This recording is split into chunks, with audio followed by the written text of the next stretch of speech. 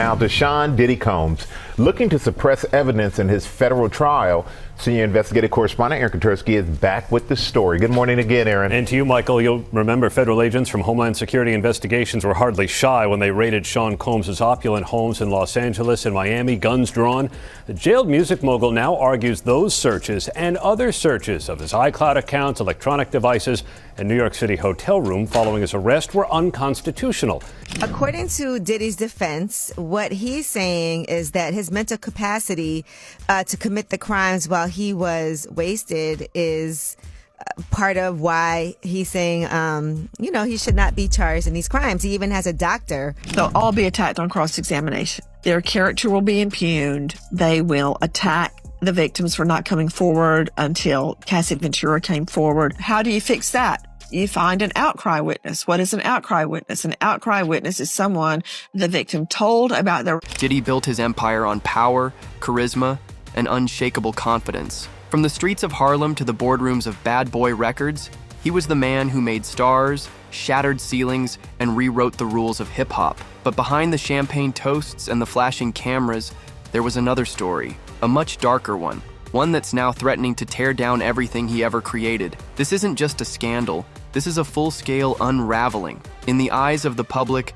Diddy has gone from untouchable mogul to a man drowning in accusations, racketeering, trafficking, abuse, and more. The headlines have gone global. The whispers inside the industry have turned into roars. And the courtroom is now the stage where one of hip-hop's biggest titans will either fall or expose others on the way down. What's shocking isn't just the number of victims or the graphic nature of the allegations, it's who's stepping forward. Longtime collaborators, industry icons, and even the young men Diddy once called family. With Usher now preparing to testify, Cassie publicly confronting her abuser, and high-powered law firms fleeing the wreckage, one thing is clear. This isn't just about Diddy. It's about exposing the rot at the center of a billion-dollar industry. Diddy's legal team has run out of options, and now they're reaching for a defense that borders on absurd. In newly filed court documents, his lawyers claim he lacked the mental capacity to commit the crimes he's accused of. The reasoning? Drugs and alcohol.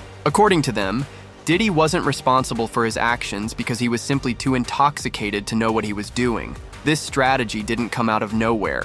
It was born out of panic. After months of failed motions and mounting evidence, Diddy's team knows the trial clock is ticking. They've brought in psychiatrists to testify. They're claiming he suffered from cognitive impairments, but the prosecution has already filed to block that defense, calling it irrelevant, misleading, and most importantly, dangerous. They're arguing this isn't about diminished capacity, it's about decades of calculated control. And here's where it gets worse for Diddy. The moment you use mental incapacity as a defense, everything becomes fair game. Past behaviors, patterns, contradictions. Prosecutors can and will paint a picture of someone who used his fame as a shield while hiding behind intoxication as a sword. It's not just a weak defense, it's a blueprint for total legal collapse. The 2016 surveillance footage of Diddy and Cassie wasn't supposed to surface. It sat in silence for years, buried, ignored, and hidden from public view. But once it leaked, there was no turning back. What the public saw was horrifying. A man violently dragging a woman by the hair, punching her, demeaning her like she was nothing. Diddy's lawyers tried everything to keep the footage out of court. They said it was edited, sped up, taken out of context. They blamed CNN, the platform that broke the story, claiming the video was inaccurate and manipulated. But CNN clapped back hard, stating not only was the footage real, but they still had the full version. That was the final blow. The judge ruled it admissible. That tape is now going to be played for a jury, and here's why this matters. This isn't just evidence, it's visual, visceral proof of what Cassie has been saying for years. It gives weight to her claims. It destroys Diddy's credibility. And for a man who's built his brand on controlling the narrative, this tape is the one story he can't rewrite. For decades, Usher remained quiet about his time under Diddy's wing. He often spoke fondly of those early years, of living with the mogul, learning the ropes, and getting exposed to the business side of music. But behind the smiles and interviews was a reality far more disturbing.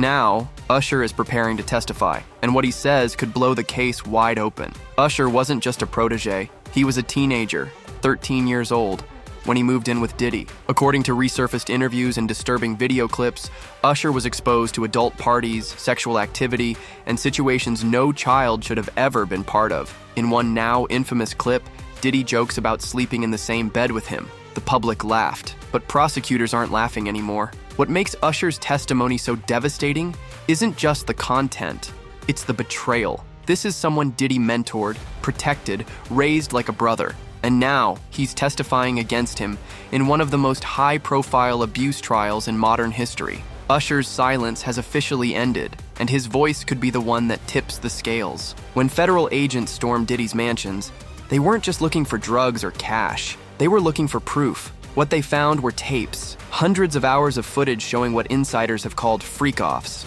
drug-fueled parties involving young women, coercion, and disturbing behavior. Diddy's team fought to suppress them, but the judge said no. The tapes, according to prosecutors, show a pattern of abuse. Women were lured in with promises of fame and fortune, only to be exploited behind closed doors. In some cases, drugs were allegedly used to lower resistance. In others, it was manipulation, psychological tactics to break women down and make them compliant. This is the world Diddy built, and now it's on full display. Worse yet, prosecutors believe these tapes don't just support the charges, they prove them. Every frame adds context. Every clip shows behavior consistent with what victims are describing.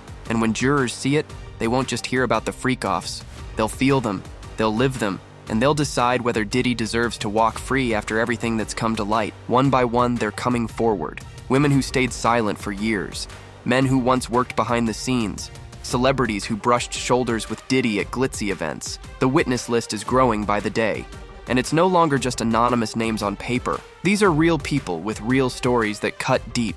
Cassie is leading the charge, boldly testifying under her real name. She isn't just a victim, she's the keystone. Prosecutors have identified her as victim number 1, the anchor point in a timeline that stretches across decades. Her story has set the tone for the entire case, drawing in other women who say they were too scared to speak up until she lit the fuse. Then came the dominoes. Alleged victims 2, 3, and 4 are expected to testify under pseudonyms, with the court agreeing to protect their identities to shield them from the inevitable media storm. But it's not just women. Several men have stepped forward as character witnesses, revealing what they saw behind the scenes, how Diddy allegedly used fear, money, and manipulation to silence the truth. Insiders say many of these witnesses have been sitting on these stories for years. Some signed NDAs. Others were financially dependent on the empire Diddy built. But as more people stepped into the light, the grip of silence began to weaken.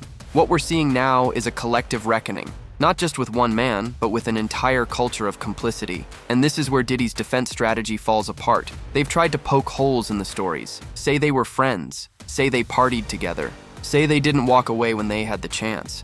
But when 15 people say the same thing in different ways, that's no longer coincidence. That's a pattern. Behind every high-profile trial is a backroom deal no one's supposed to know about. And in this case, the government made their move, offering Diddy a plea deal that could have spared him from the worst. The terms haven't been made public, but insiders say it was clear. Cooperate, testify, and name names. Diddy refused. To some, that decision looks like loyalty. To others, it reeks of arrogance. He still believes, despite the walls closing in, that he can beat this, that he can spin the narrative like he always has. But rejecting that plea wasn't just about pride, it was about fear. Because flipping on the people behind the scenes means exposing an entire machine, one that's bigger than music, one that likely includes executives, producers, and enablers across the industry. And that refusal has consequences. Prosecutors didn't waste time. They filed new charges, introduced more victims, dug deeper into the evidence vault. What could have been a limited trial has now ballooned into a full-blown federal takedown. And the message from the feds is clear. If Diddy won't give them what they want, they'll take everything instead. There's also the question of timing. Rejecting a plea deal this close to trial means Diddy has no safety net. If he loses in court, and all signs say he will, there won't be a second chance. He's playing the highest stakes game imaginable with no cards left in his hand. And in a stunning twist, many believe Diddy wasn't just protecting himself, he was protecting someone else, a shadow figure in the industry, a name that, if said out loud in court, could blow the lid off everything. Some think he's taking the fall on purpose, others think he's stalling, but everyone agrees. There's more going on behind the scenes than anyone realizes. When lawyers start abandoning ship, It's never a good sign. But when your lawyers have stood by you for over 20 years and they walk away days before your trial, that's catastrophic. That's exactly what happened with Diddy. His legal powerhouse, Grubman, Shire, Meiselas, and Sachs, dropped him. And they didn't just leave quietly, they fled. Anthony Rico, a high-profile criminal defense attorney, filed an official motion to withdraw from Diddy's case. His reason? Under no circumstances can I continue to represent Sean Combs. No further explanation. Just a quiet, chilling exit. In legal terms, that's as loud as a siren.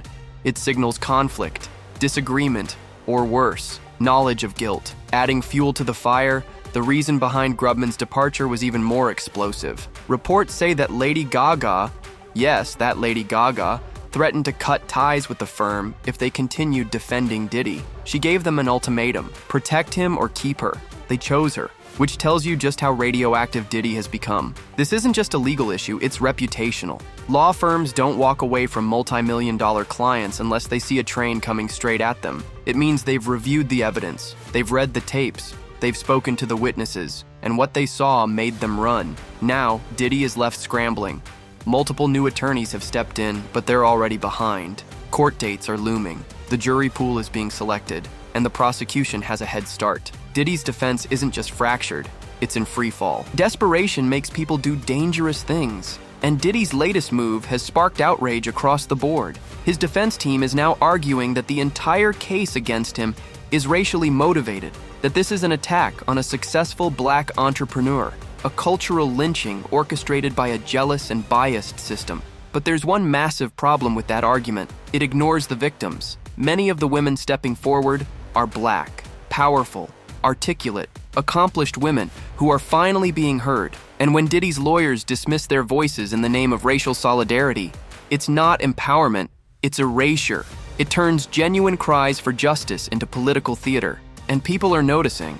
Even some of Diddy's former supporters are backing away. Online, social media is filled with comments from fans who once idolized him, but are now calling this move a disgrace. Activists, journalists, even legal analysts are saying the same thing.